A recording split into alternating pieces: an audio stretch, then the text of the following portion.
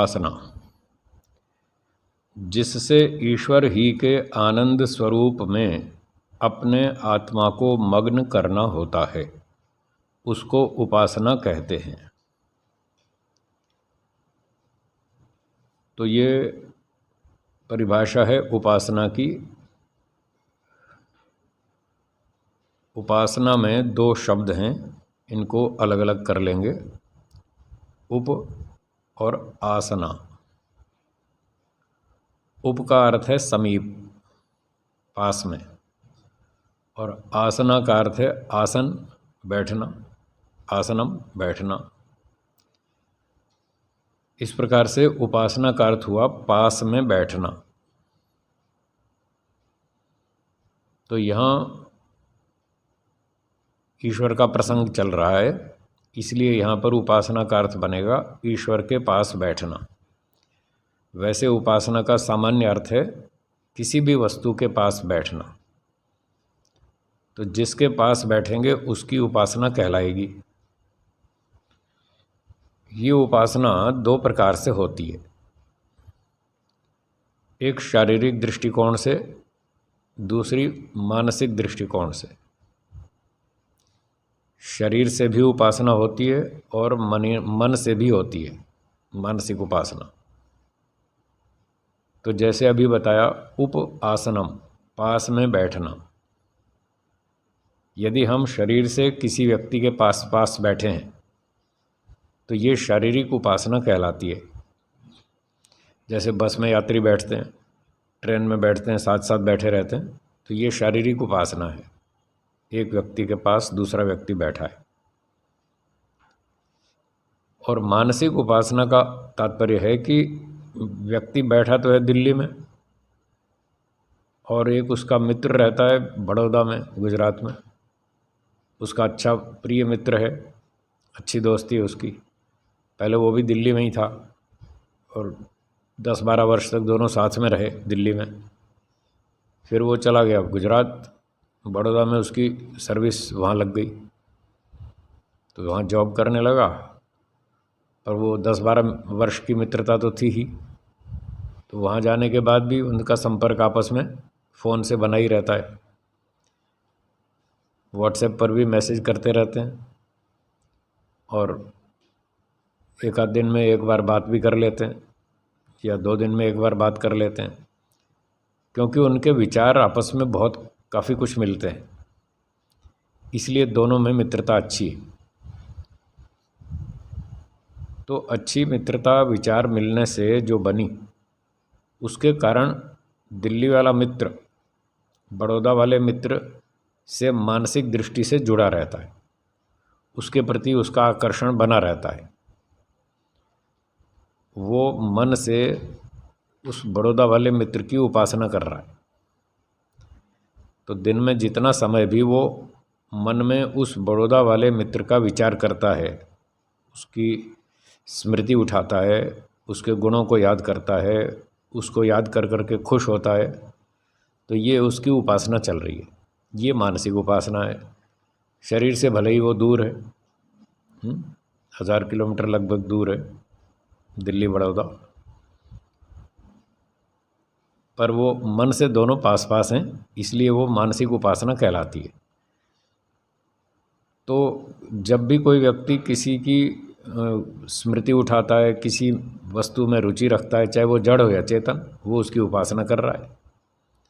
कोई जलेबी की उपासना करता है, कोई खीर पूरी हलवे की उपासना करता है, कोई सोने चांदी की उपासना करता है, कोई और फैशन कपड़ों की उपासना करता है। तो जो जो भी विचार उसके मन में रहते हैं, जिन जिन वस्तुओं के प्रति प्रेम, आकर्षण, रुचि होती है, वो उसकी उपासना करता रहता है। किसी ने कुत्ता पाल रखा है, वो उस दिन में कुत्ते की उपासना करता रहता है।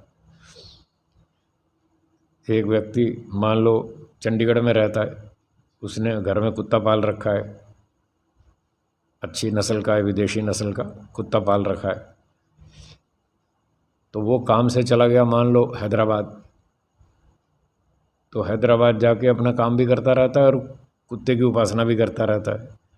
फिर दिन में 1-2 बार फ़ोन भी कर लेता है घर में, भाई मेरे कुत्ते को अच्छी तरह से खाना खिलाना, उसको भूखा नहीं मारना, उसकी देखभाल ठीक तरह से करना। तो हैदराबाद जाके भी वो अपने कुत्ते की उपासना नहीं छोड़ता। चंडीगढ़ वाले कुत्ते को फिर भी वो याद करता ही रहता है और उसका आकर्षण कुत्ते में बना ही रहता है। तो ध्यान उपासना में भी ऐसा ही होता है। व्यक्ति बैठता तो है ईश्वर की उपासना के लिए, परंतु मन से तो किसी और चीज़ की उपासना चलती रहती है। जितनी भी वो स्मृतियाँ उठाता रहता है, दिल्ली, बम्बई, मद्रास, बेंगलोर, हैदराबाद, जो भी, और कितने ही नगरों की, कितने ही मनुष्यों की, कितनी ही खाने पीने की चीज़ों की वो उपासना उसकी चलती रहती है। और वो उन चीज़ों की जड़ और चेतन मनुष्य आदि प्राणियों की उपासना वो छोड़ नहीं पाता और ईश्वर की उपासना कर नहीं पाता। थोड़ी सी करता है, एक मंत्र पाठ शुरू किया, बस वो आधा ही चलता है, फिर दूसरी वृत्ति उठा लेता है और फिर उपासना बिगड़ जाती है। कोई 10 सेकंड रोक पाता है, कोई 30 सेकंड रोक पाता है मन को ईश्वर में, कोई 1-2 मिनट रोक लेता है। जितना जितना अभ्यास हो, जिसका वैराग्य हो, स्तर हो, उतना उतना वो विचारों को रोक पाता है, परंतु अधिक लंबे समय तक नहीं रोक पाता, ईश्वर में नहीं टिका पाता, क्योंकि उसको अन्य चीज़ों में आकर्षण है, रुचि है। दर्शन की भाषा में कहें तो उसको राग है। तो जिन चीज़ों में राग होता है व्यक्ति उसकी उपासना करता है। और कहीं कहीं द्वेष भी होता है, कुछ चीज़ों से द्वेष भी होता है जिनसे दुख मिला। किसी कुत्ते ने काट खाया, कोई कौवा उसका सामान बिगाड़ गया, कोई बिल्ली आके दूध पी गई। तो इस तरह से जो जो भी प्राणी उसको दुख देते हैं, अन्याय करते हैं, परेशान करते हैं, उनसे द्वेष हो जाता है। तो जब एकांत में बैठता है व्यक्ति फुर्सत में, तो फिर उसी को याद करता है जिसने दुख दिया था, जिससे द्वेष था। तब वो द्वेष के कारण वृत्ति उठाता है, उस वस्तु का विचार उठाता है और ईश्वर छूट जाता है और उसी पर उसका चिंतन चलता रहता है। तो जिसका वो चिंतन कर रहा है वो उसकी उपासना है, चाहे राग के कारण हो चाहे द्वेष के कारण हो। मन में जिसका विचार चल रहा है उसकी उपासना है।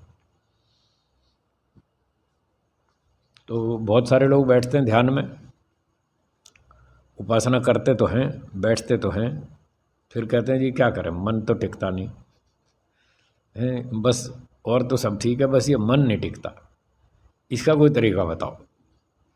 भाई तरीका तो अभ्यास और वैराग्य है, तरीका तो यही है। महर्षि पतंजलि जी ने योग दर्शन में बताया, अभ्यास वैराग्याभ्याम तन निरोध। अभ्यास और वैराग्य से उन वृत्तियों का निरोध होता है, उनको रोका जाता है। विचारों को, वृत्तियों को रोकने का उपाय दो, अभ्यास और वैराग्य। अब अभ्यास भी कम है लोगों का, बहुत से तो बैठते ही नहीं, बिल्कुल ही नहीं बैठते, अभ्यास करते ही नहीं।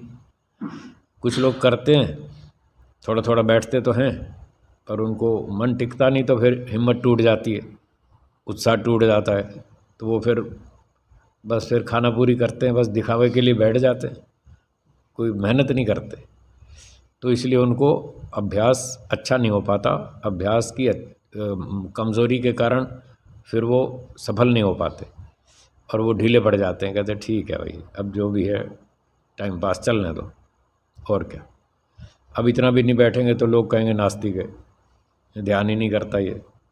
तो लोग नास्तिक ना कहें इसी भय से, तो कुछ लोग बैठ जाते हैं थोड़ी देर, 10 मिनट 15 मिनट, पर वो कोई उपासना नहीं होती ढंग की, ईश्वर की उपासना तो करते ही नहीं। तो उसके पीछे बड़ा कारण ये होता है कि वैराग्य की कमी है, ईश्वर में रुचि कम है, संसार में रुचि, राग, आसक्ति अधिक है। तो जिस जिस वस्तु में राग होगा, आसक्ति होगी, व्यक्ति उसकी उपासना करेगा, या जिसमें द्वेष है तो उसके विचार उठाएगा, ईश्वर की उपासना नहीं हो पाएगी। तो महर्षि पतंजलि जी और अन्य ऋषि भी यही कहते हैं कि यदि आपको ईश्वर की उपासना करनी है, ईश्वर में अपना मन टिकाना है, तो ईश्वर में रुचि, आकर्षण, प्रेम पैदा करो। और संसार की चीज़ों से रुचि, आकर्षण, राग द्वेष कम करो, वहाँ से हटाओ, ईश्वर में बढ़ाओ। ये 2 काम करना है, तो फिर आप ईश्वर की उपासना कर पाएंगे। तो अब महर्षि जी क्या लिखते हैं? उपासना जिससे ईश्वर ही के आनंद स्वरूप में अपने आत्मा को मग्न करना होता है, उसको उपासना कहते हैं। तो ईश्वर के आनंद स्वरूप में अपने आप को मग्न करना, मग्न करने का मतलब उसमें डुबो देना। जैसे कोई तैराक होते हैं, तैरने वाले, वो नदी में डुबकी मारते हैं और अंदर डूबे रहते हैं कुछ देर तक, फिर बाहर आते हैं। तो ये जो पानी में डूब गए तो कुछ देर के लिए डुबकी मारी, ये है मग्न होना, उसी में खो जाओ। दूसरा कोई विचार आना ही नहीं चाहिए, सांसारिक विचारों को रोको और ईश्वर में डूब जाओ। ये है उपासना, ईश्वर की उपासना। यदि संसार में खोए हैं, उसी में डूबे हैं संसार में, तो संसार की उपासना। तो ईश्वर की उपासना कैसे करें? अब ये भी जैसे बताया, अभ्यास और वैराग्य 2 उपाय हैं। इनमें जो ठोस उपाय है वो वैराग्य है। जब तक वैराग्य नहीं होगा तब तक ईश्वर की उपासना नहीं हो पाएगी, ईश्वर में मन नहीं लगेगा। तो वैराग्य से क्या तात्पर्य है? वैराग्य से तात्पर्य है कि संसार में राग का न होना, राग का भी न होना और द्वेष का भी न होना, दोनों का न होना, ये वैराग्य है। तो कैसे होगा ये वैराग्य? जिन जिन चीज़ों से हमें सुख मिलता है, फिर से सुनिए, जिन जिन चीज़ों से हमें सुख मिलता है, उस सुख के कारण हमको उनमें राग हो जाता है। राग, आसक्ति, अटैचमेंट, वो इसीलिए होता है कि उन चीज़ों से हमें सुख मिलता है। बहुत बार सुख भोग लिया, इसलिए आसक्ति हो गई, जिसको संस्कार कहते हैं। संस्कार बन गए राग के। वो संस्कार हमारे मन में फिर उस वस्तु के प्रति आसक्ति पैदा करते हैं। तो इसका कारण क्या बना कि उनसे हमें सुख लिया हमने और उसके कारण राग हुआ। उस राग को हमें कम करना है, हटा देना है। तो हटाने के लिए क्या करें? उससे उल्टा काम करो। जिन चीज़ों से सुख भोगा है अब तक, उन चीज़ों से अब आगे सुख नहीं भोगना। जो भोग लिया सो तो भोग लिया, वो तो ख़त्म हो गई बात भूतकाल की, उसमें तो हम कुछ अब परिवर्तन नहीं कर सकते। लेकिन भविष्य हमारे हाथ में। अब आगे भविष्य में हम उन चीज़ों में सुख नहीं लेंगे जिससे कि और आगे राग उत्पन्न ना हो। जो अब तक राग बन चुका है पीछे, उसको हटाएंगे, उसको मिटाएंगे, कमज़ोर करेंगे और आगे नया राग उत्पन्न नहीं होने देंगे। ये करना पड़ेगा। ये अनिवार्य प्रक्रिया है। जिसको ईश्वर की उपासना करनी हो, ईश्वर भक्ति करनी हो, जिसको मोक्ष में जाना हो, उसको ये करना ही होगा, दूसरा कोई उपाय नहीं है। तो जिन चीज़ों से हमें अब तक सुख मिला, उनमें अब आगे सुख नहीं लेना। क्यों नहीं लेना? क्योंकि फिर यदि सुख लिया तो फिर राग बढ़ेगा, और राग बढ़ेगा तो फिर वहाँ से मन हटेगा नहीं, ईश्वर में लगेगा नहीं। इसलिए अब आगे उन चीज़ों से सुख नहीं लेना। सुख लेने को ब्रेक लगाएं। कैसे लगाएं? उन चीज़ों में दुख देखना शुरू करें। ये हमारा मनोविज्ञान है कि जिस चीज़ में सुख दिखता है उसमें आकर्षण होता है, जिस चीज़ में दुख दिखता है उससे विकर्षण होता है, उससे हम वापस लौटते हैं, उसकी ओर नहीं बढ़ेंगे जहाँ दुख दिखेगा। तो संसार की चीज़ों में सुख न देखें, दुख देखें। एक व्यक्ति ने कहा, जी हमें तो दिखता ही नहीं दुख, हमें तो सुख दिखता है। तो हमने कहा ठीक है, फिर योग दर्शन पढ़ो। पतंजलि महाराज जी ने योग दर्शन के दूसरे पाद में 15वें सूत्र में बताया कि संसार के परिणाम दुख, ताप दुख, संस्कार दुख और गुण वृत्ति विरोध दुख। ये 4 प्रकार का दुख संसार की चीज़ों में है। तो इस दुख का चिंतन करें, दुख पर विचार करें। जो भी वस्तु हमें सुखदायक लगती है उसमें बुद्धि से देखें कि इसके पीछे 4 दुख छिपे हैं। जैसे परिणाम दुख में बताया था कि कोई व्यक्ति किसी वस्तु का सुख लेता है, मिठाई का सुख लेता है, तो पूरा पेट भर खाने के बाद भी उसकी इच्छा शांत नहीं होती। पेट तो भर गया, ज़बान भी मीठा खा खा के थक गई, बस अब और नहीं खाया जाता, पर मन में तो इच्छा अभी भी है कि और खा लो, इसका और स्वाद ले लो, और इसका सुख ले लो। मन की इच्छा तो शांत हुई नहीं। अब व्यक्ति चाहता है कि मेरी इच्छा शांत हो जाए, और वो शांत होती नहीं। बस ये उसको बेचैनी, अशांति मन में होती रहती है। इसका नाम है परिणाम दुख। तो ऐसे देखना पड़ेगा कि अब तक 50 बार मिठाई खा ली, 100 बार खा ली, जीवन में बहुत बार खा ली, पर क्या हुआ?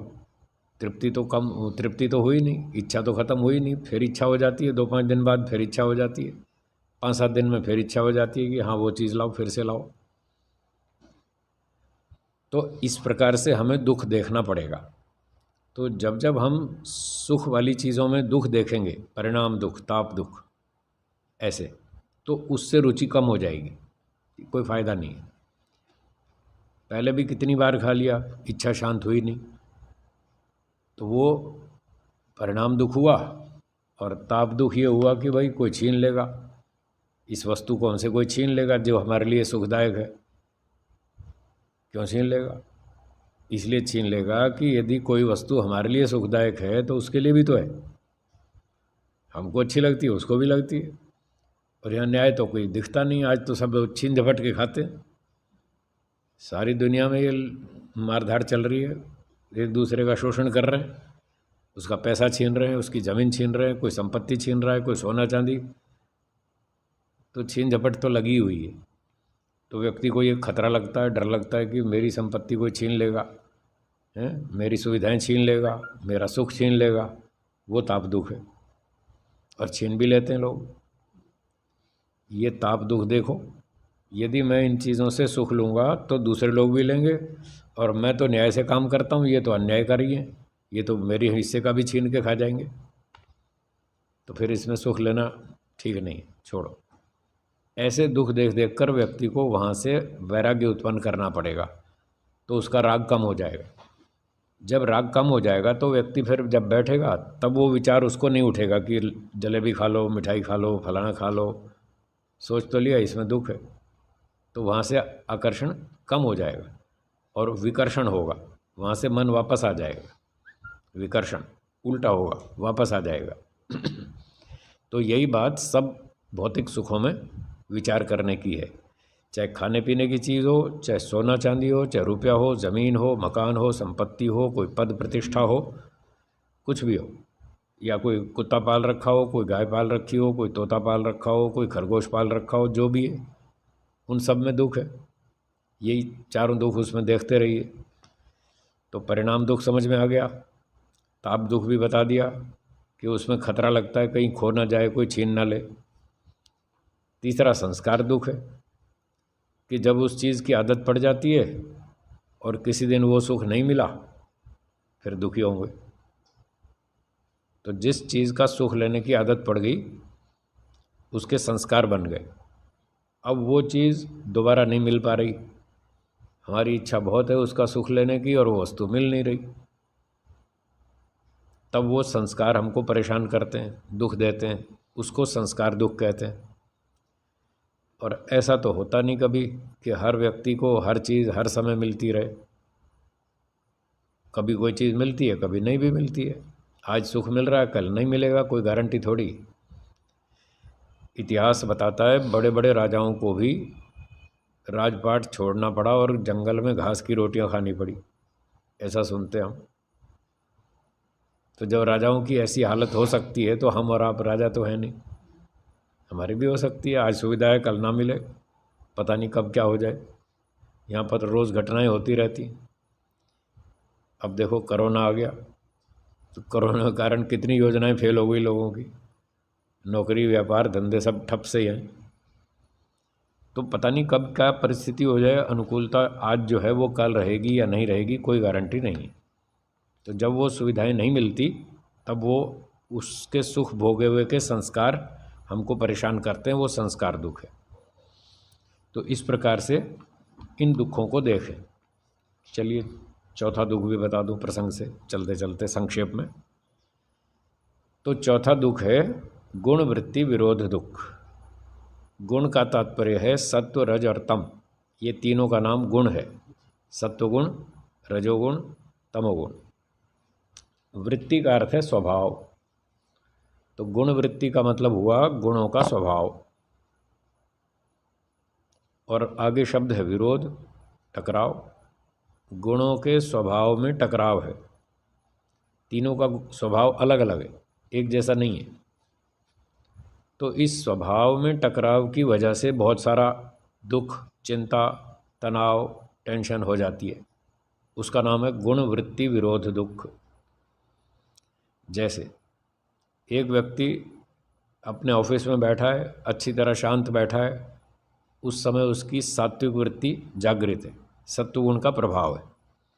तो सत्व का प्रभाव स्वभाव ऐसा है कि वो सुख देता है, शांति देता है, ईमानदारी, सेवा, परोपकार, दया, ऐसे विचार उत्पन्न करता है, ये सत्व का स्वभाव है। और रजोगुण का स्वभाव है इससे उल्टा, वो टक्कर वाला है इससे, वो कहता है स्वार्थ। सत्वगुण कहता है परोपकार करो, रजोगुण कहता है स्वार्थी बनो। सत्वगुण कहता है दया करो, रजोगुण कहता है लूट लो, छीन लो। तो इस तरह से दोनों में टकराव है। तो वो बैठा था ऑफिस में ठीक ठाक, अच्छी तरह शांति से अपना काम कर रहा था। थोड़ी देर में एक व्यक्ति आया और कहने लगा, गरीब हूँ साहब जी, मैं गरीब आदमी हूँ, किसान हूँ, मेरी एक फ़ाइल अटकी हुई है, आप मेहरबानी करके इस पर साइन कर दें तो मेरा काम हो जाए, मैं बहुत दिनों से परेशान हूँ।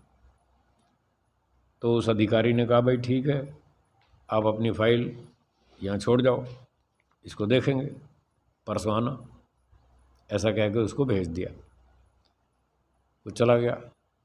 अब जब फाइल देखने लगा तो फिर सोचने लगा, भाई इसका काम कर दें क्या। वो तो कह तो रहा था मैं गरीब आदमी हूँ, परेशान हूँ, मेहरबानी करो इस पे साइन कर दो तो मेरा काम हो जाए। तो वो सोचने लगा कि करूँ या नहीं करूँ। तो सत्वगुण ने कहा, हाँ हाँ कर दो, बेचारा गरीब आदमी है, उसका भला हो जाएगा।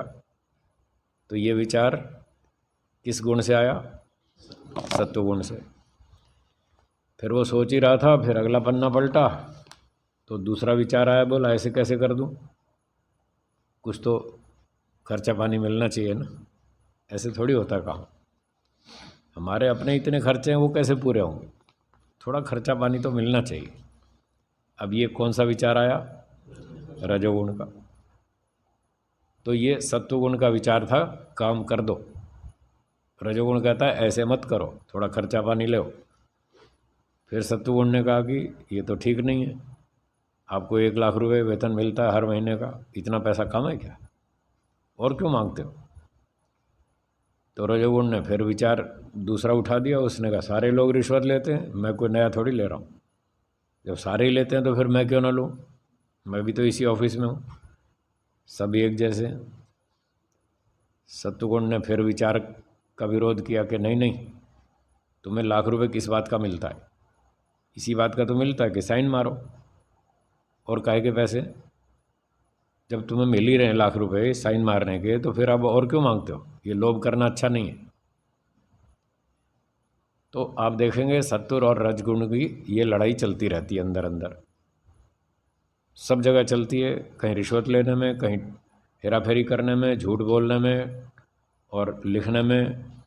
एक आदमी आया 10:30 बजे ऑफिस और पहुंचने का टाइम था 10 बजे का, तो जब वो साइन करने लगा तो वहाँ टाइम लिखना पड़ता है कितने बजे पहुँचे। तो एक विचार आया कि ठीक ठीक लिखो, 10:30 बजे आया, आधा घंटा लेट आया। फिर दूसरा विचार आया, 10 बजे लिख दो ना, कौन देखता है, किसी को क्या मालूम, लिख दो 10 बजे आया। तो सत्व कहता है नहीं नहीं, झूठ मत बोलो, झूठ मत लिखो, ठीक ठीक लिखो, बेईमानी अच्छी नहीं होती। तो फिर सत्व ने तो उसको रोका कि गलत मत लिखो। रजोगुण ने कहा चलता है ना, और लोग भी तो लेट आते हैं, वो भी तो ऐसे ही लिखते हैं, तो मैं भी लिख देता हूँ, किसी को पता थोड़ी चलेगा। तो आप देखना हर जगह पर ये मन में लड़ाई चलती है विचारों की। सत्व कहता है ईमानदारी से काम करो, रजोगुण कहता है थोड़ा थोड़ा घोटाला कर लो, कोई फर्क नहीं पड़ता, सारी दुनिया करती। ऐसे बहाने बना बना के वो व्यक्ति अंदर अंदर विचारों से परेशान होता है। तो ये जो अंदर की परेशानी है विचारों की लड़ाई से, वो है गुण वृत्ति विरोध दुख। तो जब व्यक्ति देखता है मैं संसार में रहता हूँ, बार बार जन्म लेता हूँ, मुझे ये सब काम करने पड़ते हैं और ये विचारों की लड़ाई तो चलती ही रहती है, तो ये तो बहुत झंझट है। मैं जब तक संसार में जन्म लूँगा ये तो पीछा ही नहीं छोड़ेगा, अगला जन्म लूँगा तब भी ये लड़ाई तो चालू ही रहेगी। तो यहाँ तो जन्म लेना ही झंझट है, इससे तो अपना मुक्ति में जाओ वही ठीक है। तो फिर कैसे जाए मुक्ति में? मुक्ति तो ईश्वर देगा, तो फिर ईश्वर भक्ति करो, ईश्वर की उपासना करो, ईश्वर से प्रार्थना करो, निवेदन करो कि बस हे भगवान अब और अगला जन्म नहीं चाहिए, यहाँ तो झंझट में बहुत फंस गए, बहुत दुख देख लिए, कहीं परिणाम दुख है, कहीं ताप दुख है, कहीं संस्कार दुख है और कहीं विचारों की लड़ाई है, गुण वृत्ति विरोध दुख है। तो इस प्रकार से दुखों को देख देख कर व्यक्ति को संसार में राग कम हो जाएगा। और ऐसी बात द्वेष की है, जहाँ जहाँ द्वेष होता है वहाँ पर भी यही चिंतन करें कि अगर मैं द्वेष करूँगा तो फिर मेरे मन में क्रोध आएगा, फिर मैं इसके विरुद्ध गलत योजना बनाऊँगा, फिर गलत योजना बनाऊँगा तो गलत काम करूँगा, फिर गलत काम करूँगा तो मुझे दंड मिलेगा, दंड मिलेगा तो फिर जन्म लेना पड़ेगा, थोड़ी गड़बड़ की तो मनुष्य का जन्म मिल जाएगा और ज़्यादा गड़बड़ की तो फिर सांप बिच्छू का मिलेगा। तो ये तो बहुत गड़बड़ है, खतरा है। तो इसलिए मुझे द्वेष भी नहीं करना चाहिए, मुझे तो मोक्ष में जाना है। तो ये प्रक्रिया ऋषियों ने समझाई। इस तरह से विचार कर करके व्यक्ति राग से भी बचे और द्वेष से भी बचे, दोनों को हटा करके अपनी स्थिति सामान्य बनाए। इसका नाम है वैराग्य। राग को भी हटाओ, द्वेष को भी हटाओ। तो ये दो चीज़ें हटने पर वैराग्य का सिक्के की एक साइड पूरी हुई, यानी राग द्वेष से बचकर वापस आना। तो संसार से तो रुचि कम हो गई, द्वेष भी कम हो गया।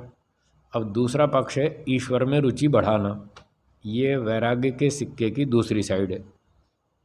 दोनों को मिलाकर तब वैराग्य कंप्लीट होता है। तो हमें ये दोनों काम करने, संसार से राग द्वेष कम करना, ईश्वर में रुचि बढ़ाना।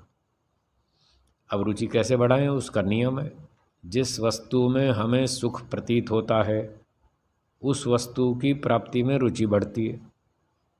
जैसे पहले आया था स्तुति, ईश्वर की स्तुति, प्रार्थना आदि आदि बातें आई थी, स्तुति का फल बताया था। जब हम ईश्वर की स्तुति करेंगे, ईश्वर के गुणों का विचार करेंगे, चिंतन मनन कथन श्रवण करेंगे, तो उसमें रुचि बढ़ेगी कि ईश्वर न्यायकारी है, आनंद स्वरूप है, आनंद का भंडार है, तो हमें भी आनंद चाहिए। ऐसा सोचेंगे तो हमें ईश्वर में रुचि बढ़ेगी। जैसे कोई मिठाई के गुणों का वर्णन करता है तो उसमें रुचि बढ़ती है सुनने से, और कपड़े, फैशन, मोटर गाड़ी, सोना चांदी और फ़ोन, मोबाइल फ़ोन की प्रशंसा स्तुति करता है तो उसमें रुचि बढ़ती है। जब ये कंपनी वाले अपनी अपनी वस्तु का विज्ञापन करते हैं और अपनी वस्तु के गुण बताते हैं, उसकी स्तुति करते हैं, और सुन सुन करके जनता को उनकी वस्तुओं में रुचि हो जाती है, इसीलिए वो विज्ञापन करते हैं, स्तुति करते हैं अपने पदार्थ की, प्रोडक्ट की। तो लोग बाज़ार जाते हैं तो सबसे पहले वही चीज़ मांगते हैं, भाई वो फलाना साबुन दो, बहुत अच्छा है। वो टीवी में ऐड देखते हैं सारा दिन 8 बार 10 बार, तो रुचि हो जाती है। जब साबुन में, शैम्पू में, क्रीम में और कार में, फ़ोन में रुचि पैदा की जा सकती है तो ईश्वर में भी की जा सकती है, उसमें क्यों नहीं की जा सकती? बिल्कुल हो सकती है। नियम वही है, जब कार के गुणों का वर्णन सुनते हम तो कार में रुचि होती है, ऐसे ही ईश्वर के गुणों का वर्णन पढ़ें, सुने, मनन करें, श्रवण करें, कथन करें, चिंतन करें, तो ईश्वर में रुचि हो जाएगी। तब ये वैराग्य वाले सिक्के की दूसरी साइड भी पूरी हो जाएगी। तो तो जब ये वैराग्य हाथ में आएगा तब जाके ईश्वर में मन टिकेगा, तब ईश्वर की उपासना हो पाएगी। तो इस उपासना में ये करना है, संसार से दूर हटो, ईश्वर में रुचि बढ़ाओ, और जब वहाँ रुचि बन जाएगी तब आत्मा ईश्वर में डूबेगा, उसमें मग्न हो जाएगा कि बस ईश्वर सबसे अच्छा है, वही चाहिए। ईश्वर में आनंद ही आनंद है, अनंत आनंद है, कोई कमी नहीं। ज्ञान ही ज्ञान है, अनंत ज्ञान है, अनंत बल है, अनंत शक्ति है, और ईश्वर हम सबका रक्षक है, हमारा पक्का न्यायाधीश है। इतना बढ़िया न्याय करता है जितना हम सोच भी नहीं सकते, दुनिया में कोई सोच भी नहीं सकता, इतना बढ़िया न्याय करता है। इतना भी जरा भी अन्याय नहीं करता, उसकी व्यवस्था में कोई कमी नहीं है, बिल्कुल परफेक्ट कंप्लीट है। न केल्विषम अत्र, वेद में लिखा है कि ईश्वर की व्यवस्था में कोई कमी नहीं है, कोई दोष नहीं है, कोई त्रुटि नहीं है, कोई गड़बड़ नहीं है, एकदम परफेक्ट है। न वो कम देता है न ज़्यादा, पूरा नाप तोल कर हिसाब से देता है। सर्वज्ञ है, सर्वशक्तिमान है, और अनादिकाल से हमारे कर्मों का न्याय कर रहा है, ठीक ठीक कर्मों का फल देता है। अच्छे कर्म का अच्छा फल देता है, बुरे कर्म का बुरा फल देता है।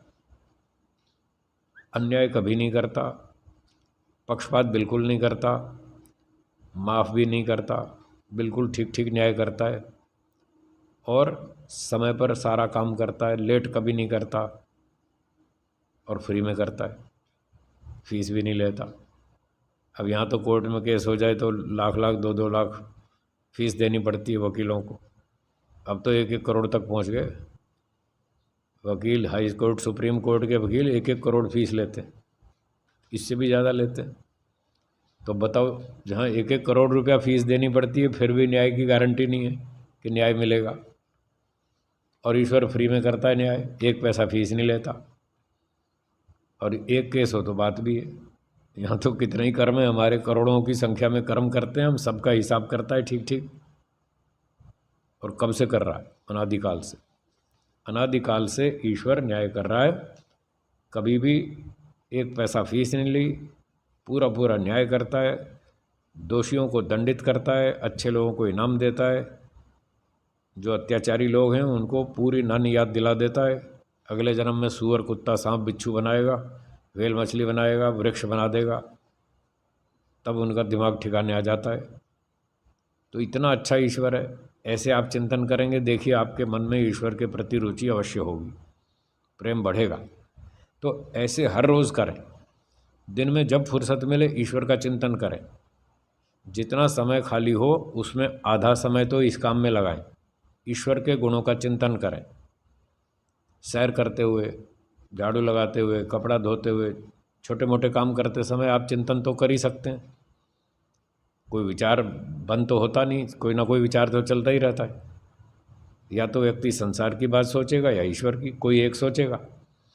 तो इस तरह का अभ्यास बनाया जाए कि जितना हमें समय मिलता है, अवसर मिलता है, उसमें आधा समय तो ईश्वर के गुणों का चिंतन करें और काम भी करते रहें, सैर भी करते रहें और ईश्वर का चिंतन भी करते रहें, और आधे समय में संसार में दुख देखते रहें, राग द्वेष को ख़त्म करते रहें।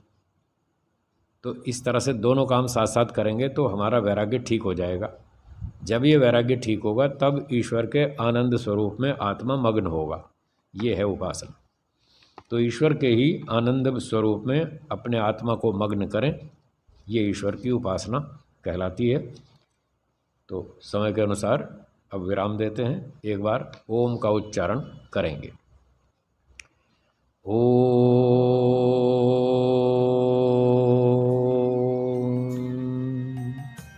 सर्वेभ्यो नमः। सबको सादर नमस्ते जी।